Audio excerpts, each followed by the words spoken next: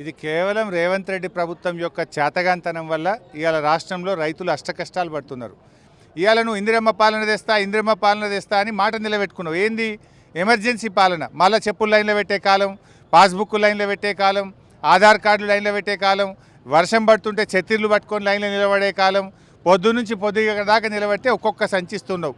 ఇవాళ ఏమి గోస పెడుతున్నావు? నువ్వు ఏం చేసినావు రైతులకు? మరి ఆనాడు కేసీఆర్ అదే బీజేపీ గవర్నమెంట్ ఉంటే కూడా యూరియా బస్తాలు తెచ్చిండు కదా.